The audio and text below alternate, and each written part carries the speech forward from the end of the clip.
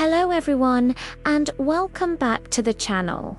Today, we re-diving deep into a speech that not only defined a cinematic era, but also became a controversial mantra for an entire generation of business leaders.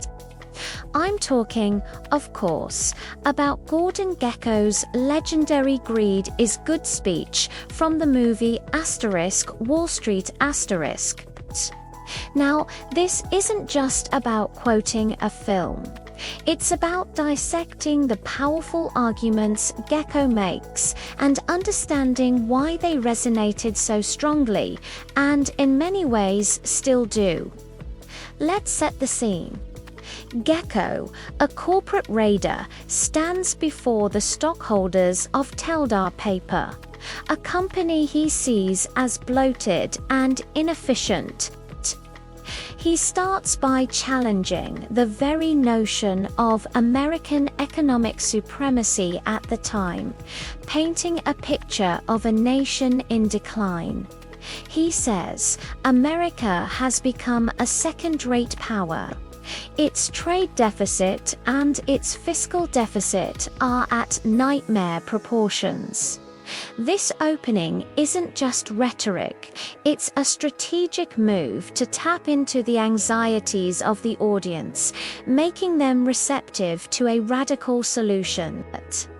He's essentially saying the system you believe in is failing, and I have the answer. He then masterfully draws a contrast between the past and the present. He evokes the golden age of American industry, mentioning giants like Carnegie and Mellon. He argues that those titans built the country because they had skin in the game, was their own money on the line. This creates a powerful sense of nostalgia and a clear villain: modern corporate management. Gekko points out that the executives sitting on the stage own less than 3% of the company. They're caretakers, not owners. This is a brilliant rhetorical device. He separates the interests of the management from the interests of the true owners, the stockholders in the room. He tells them, "You own the company, and you are all being royally screwed over."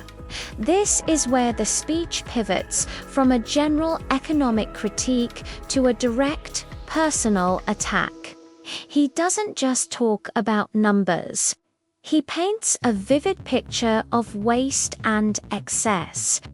He talks about steak lunches, their hunting and fishing trips, their corporate jets and golden parachutes. These are tangible, relatable images of extravagance that fuel a sense of injustice. He's not just presenting data, he's telling a story of betrayal.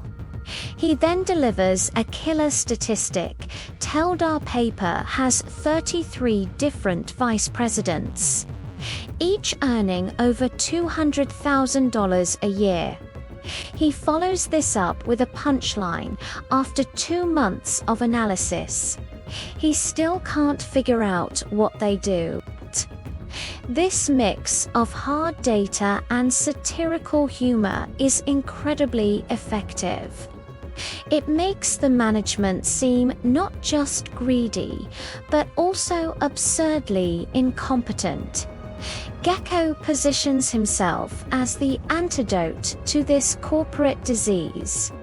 He coins a phrase that perfectly captures his critique.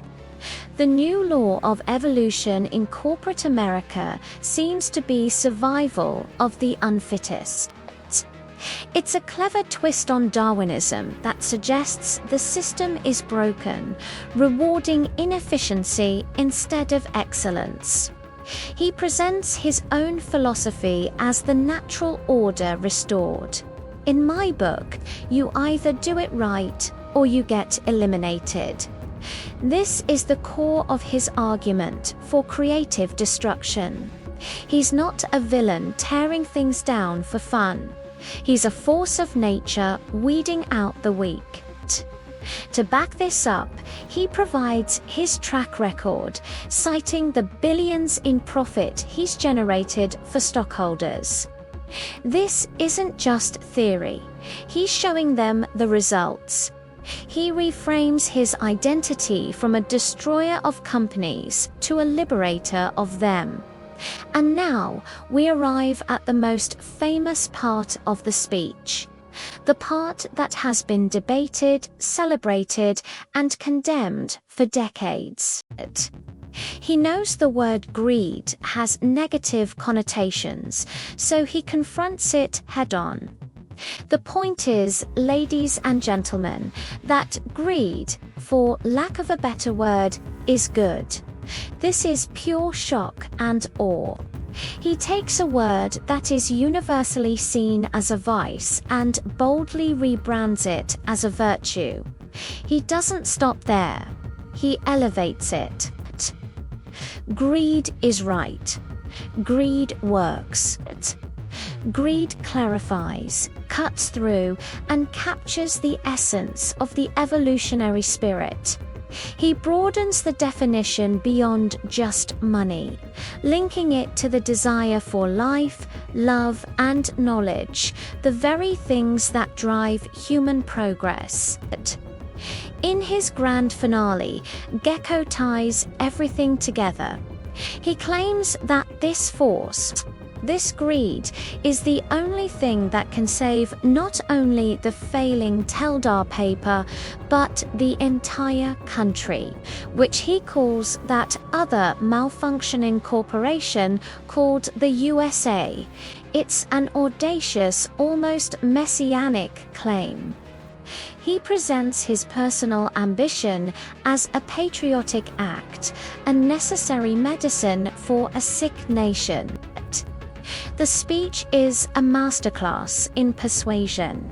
It identifies a problem, creates a clear enemy, positions the speaker as the hero, and offers a simple, powerful, and unforgettable solution.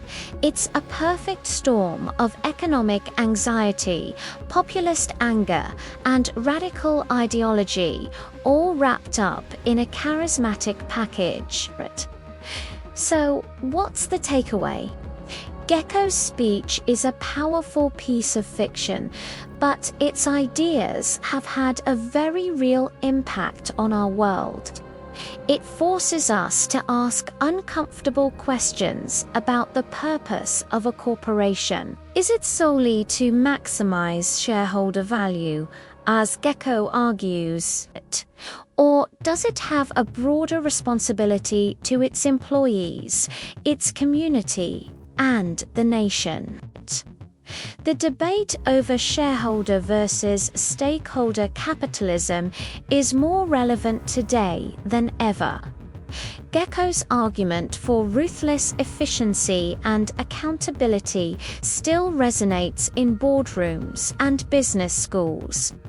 But his speech also serves as a cautionary tale about where that logic can lead if taken to its extreme, untempered by ethics or a sense of shared purpose. It's as a cultural artifact that brilliantly captures a fundamental tension in capitalism that we are still grappling with. What do you think? Is there any truth to what Gekko says, or is it just the self-serving philosophy of a predator? Let me know your thoughts in the comments below. I'd love to hear your perspective on this. Thanks so much for watching. If you enjoyed this deep dive, please give this video a thumbs up. And don't forget to subscribe and hit that notification bell so you don't miss our next analysis. See you in the next video.